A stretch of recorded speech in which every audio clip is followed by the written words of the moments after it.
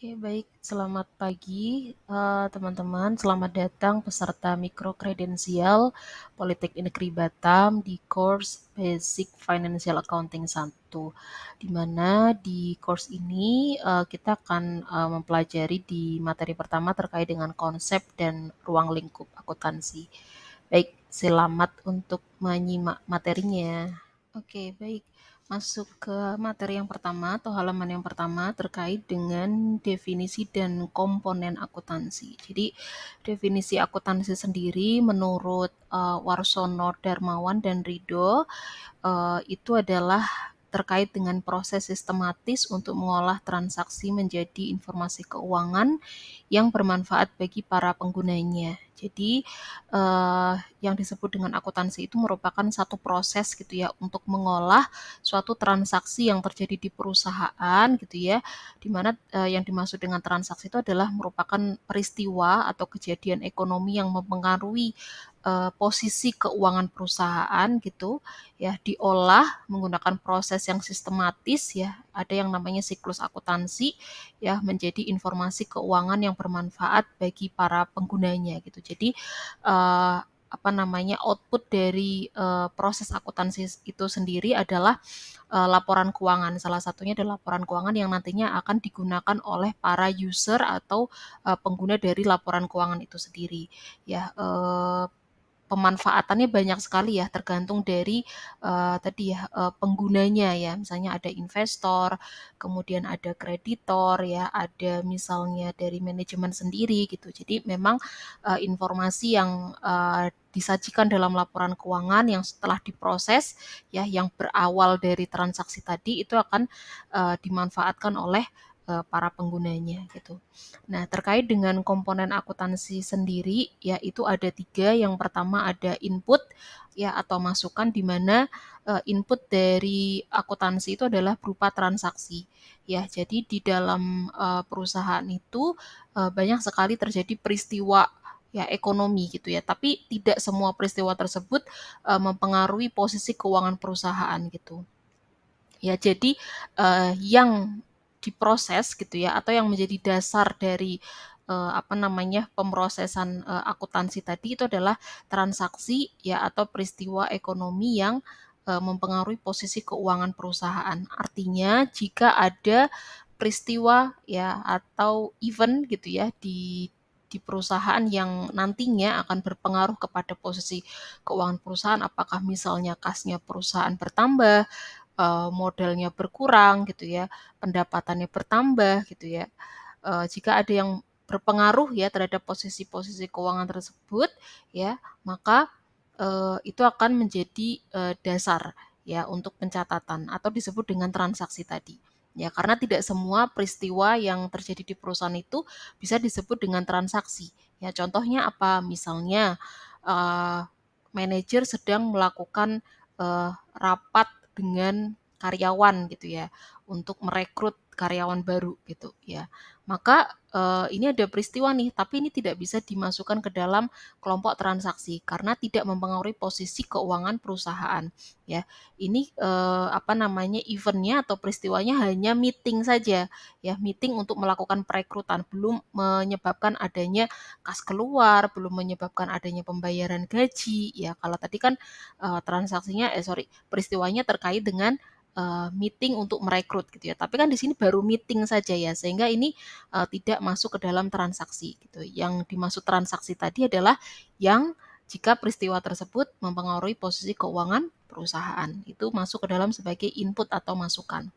Yang kedua adalah proses ya. Jadi kalau tadi ada inputnya ya, masukannya ya gitu ya untuk melakukan pemrosesan, tahapan komponen yang kedua adalah proses itu sendiri ya atau prosedurnya, yaitu adalah melakukan eee, ini ya pengolahan gitu ya transaksi-transaksi yang terjadi di perusahaan kemudian nanti diproses dengan proses yang sistematis gitu ya, mulai dari analisis transaksi, kemudian jurnal ya, recording sampai nanti menyusun laporan keuangan, di mana nanti ada tahapannya yang disebut dengan siklus akuntansi, ya mulai dari analisis transaksi, penjurnalan, ya melakukan posting buku besar gitu ya, sampai nanti menyusun laporan keuangan. Ini harus dilakukan secara berurutan ya. Berurutan, tidak boleh dibalik, tidak boleh diacak ya, tidak boleh ditukar gitu ya, harus berurutan.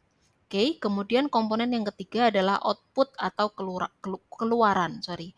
Jadi setelah diproses ya, tadi mulai dari dianalisis transaksinya ya, kemudian sampai nanti menyusun laporan keuangan, maka output dari akuntansi itu sendiri adalah berupa informasi keuangan, yaitu dalam bentuk laporan keuangan ya, laporan keuangan yang telah disusun dengan proses sistematis, di mana nanti di sini akan digunakan oleh para user atau penggunanya gitu ya, yang memiliki kebutuhan atau kepentingan terhadap laporan keuangan itu sendiri.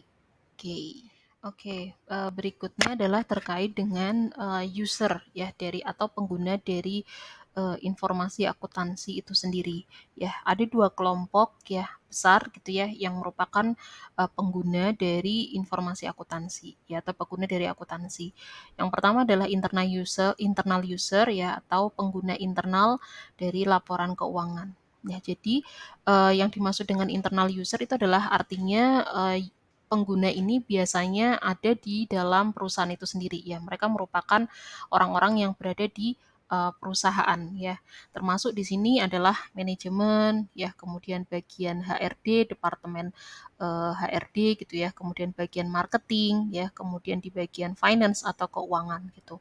Contohnya seperti apa ya? Misalnya kalau di bagian departemen keuangan ya, mereka membutuhkan informasi yang ada di laporan keuangan itu untuk memastikan apakah mereka punya kas yang cukup gitu ya untuk membagikan dividen kepada para pemegang saham gitu ya. Jadi apakah mereka punya gitu ya, dari laporan keuangan yang mereka terima ya, mereka bisa melihat di laporan posisi keuangan ya, tepatnya di bagian aset ya, pada kas, itu mereka ingin memastikan apakah mereka punya kas yang cukup untuk membagikan dividen kepada para shareholders atau ininya ya, shareholders gitu. Nah, uh, kemudian marketing ya, di bagian marketing itu adalah mereka ingin memastikan gitu ya, menentukan kira-kira berapa harga yang perlu ditetapkan gitu ya terhadap produk mereka gitu, sehingga mereka bisa memaksimalkan laba perusahaan gitu. Kemudian untuk yang human resource atau di bagian departemen HRD, mereka ingin memastikan apakah mereka bisa ya menaikkan gaji karyawan tahun ini gitu dan sebagainya. Artinya informasi yang ada di laporan keuangan ya, yang digunakan oleh internal user atau pengguna internal yang ada di dalam perusahaan, ya itu sangat penting ya, karena mereka memiliki tujuan yang berbeda-beda gitu, sehingga pihak-pihak atau departemen orang-orang yang ada di dalam perusahaan pun juga punya kepentingan terhadap laporan keuangan gitu. Sedangkan untuk kelompok yang kedua yaitu adalah pihak-pihak atau orang-orang yang berada di luar perusahaan yang kita sebut dengan external user. Ya, contohnya di sini ada investor ya, kemudian ada kreditor gitu ya. Jadi ini adalah pihak-pihak atau orang-orang yang berada di luar perusahaan.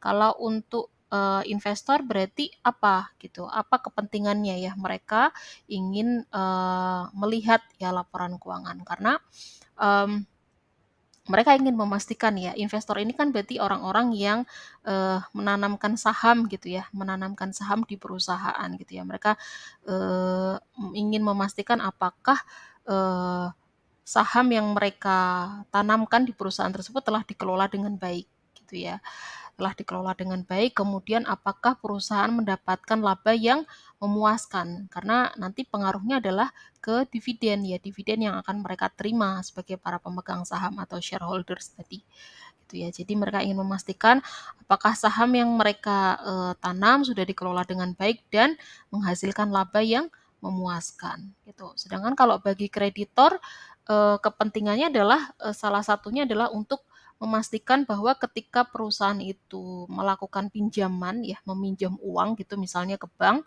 ya mereka ingin memastikan melihat nih dari laporan keuangannya, apakah betul ya nantinya perusahaan ini bisa membayar hutangnya gitu ya. Ketika mereka pinjam uang, apakah mereka bisa bayar hutangnya ya dengan melihat laporan keuangan ya, menunjukkan kinerjanya perusahaan. Ya, kurang lebih seperti itu. Oke, selanjutnya adalah terkait dengan jenis-jenis laporan keuangan. Ya, jadi kalau tadi dalam proses akuntansi ya, transaksi kemudian diproses ya, kemudian outputnya adalah laporan keuangan. Ternyata laporan keuangan itu bukan hanya satu saja ya, tapi ada 5 jenis ya. Ada 5 jenis laporan keuangan yang dimiliki oleh perusahaan. Yang pertama secara singkat ya, saya jelaskan dulu secara singkat.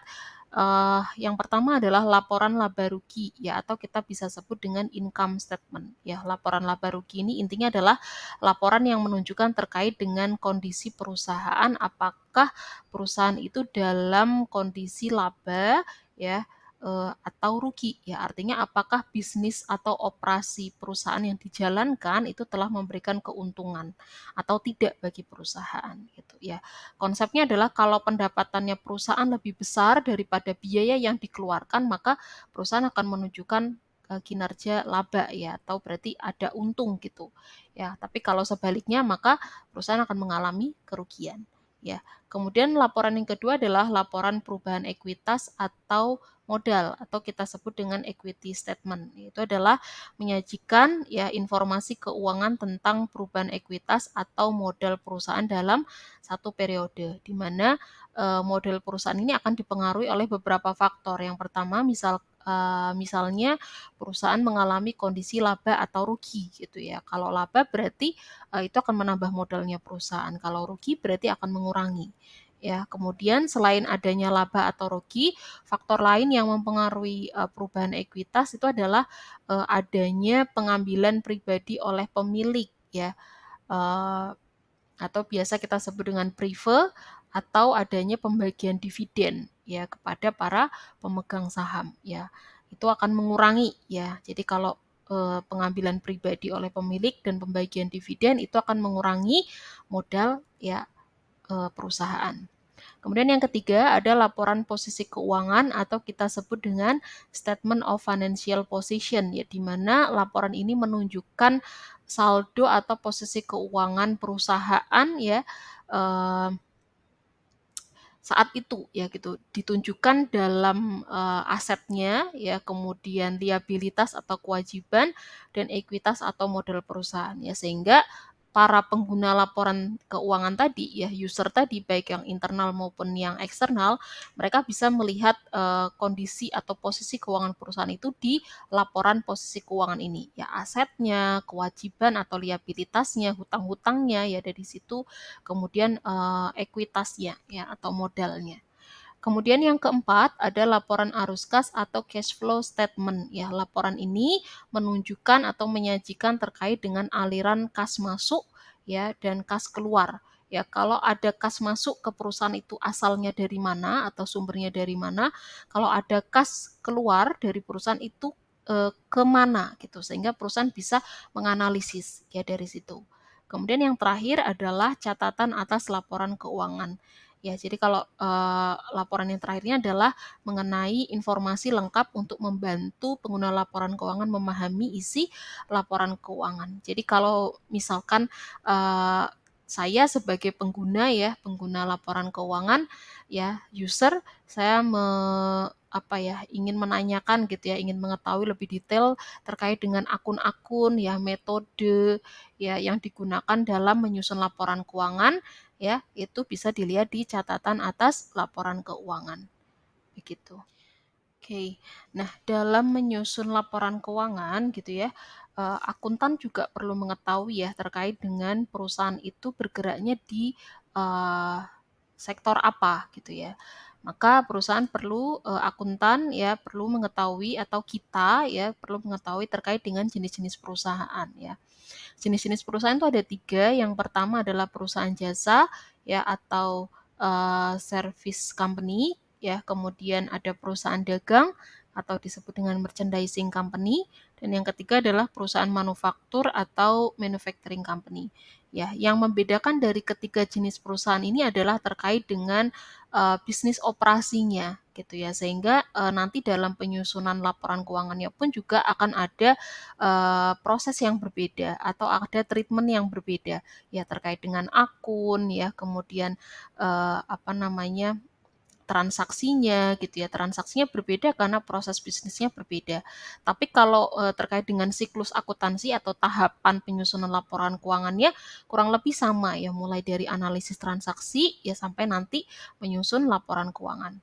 Nah, apa bedanya dari ketiga jenis perusahaan ini? Yang pertama adalah kalau service company atau perusahaan jasa, maka produk yang dihasilkan adalah ya berupa jasa atau fasilitas. Ya contohnya misalnya terkait dengan perusahaan jasa penerbangan ya, atau salon gitu ya, bisnis salon gitu ya, dan sebagainya.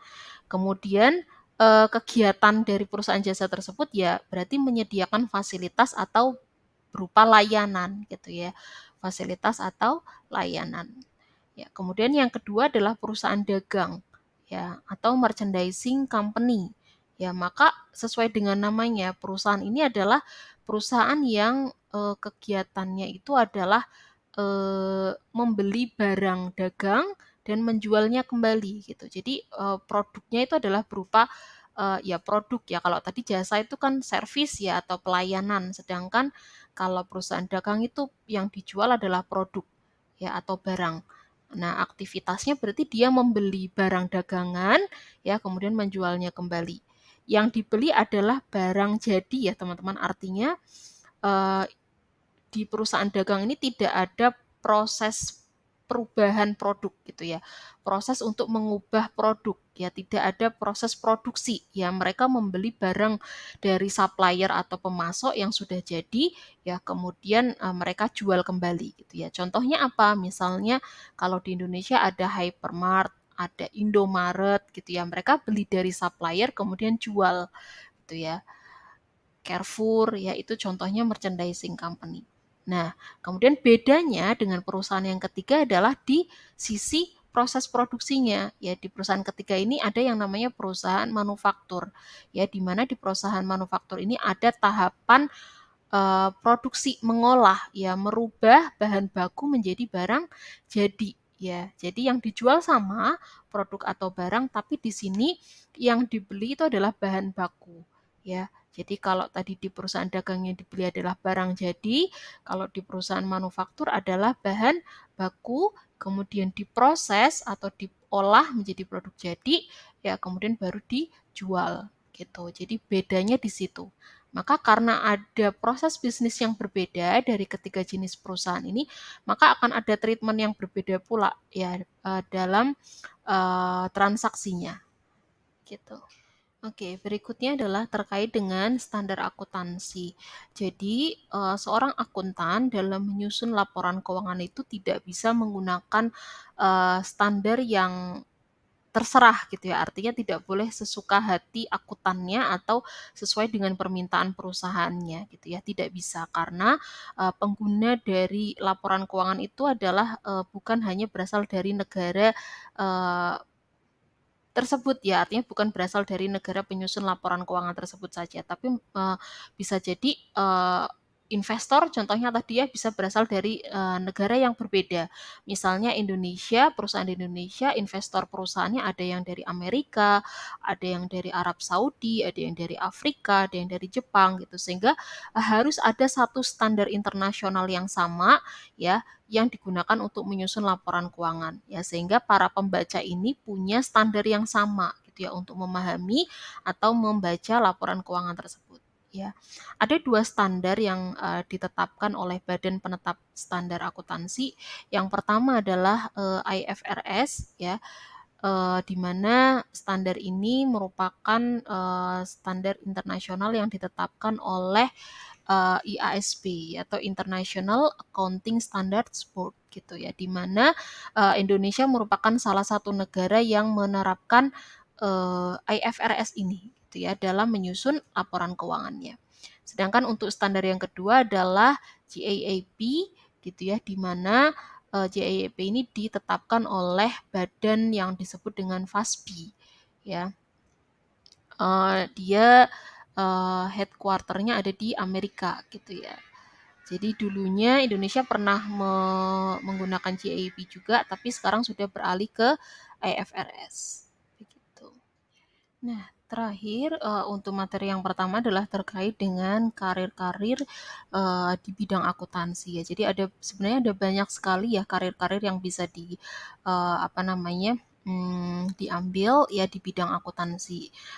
Di sini ada beberapa di antaranya. Yang pertama adalah menjadi seorang akuntan publik, ya, kemudian manajer akuntansi, kemudian menjadi analis keuangan ya di perusahaan, ya, kemudian internal auditor, dan yang kelima adalah akuntan forensik ya, di mana beberapa karir berikut membutuhkan ya pengetahuan ya di bidang atau pengetahuan di bidang akuntansi ya. Jadi banyak ya sebenarnya karir di bidang akuntansi yang bisa diambil baik di dalam perusahaan itu sendiri gitu ya ataupun di luar gitu ya. Ini adalah beberapa di antaranya. Oke, baik. Untuk materi yang pertama terkait dengan konsep dan ruang lingkup akuntansi sudah selesai gitu ya. Terima kasih sudah menyimak penjelasan saya. Kita akan melanjutkan ke materi berikutnya terkait dengan persamaan dasar akuntansi. Terima kasih.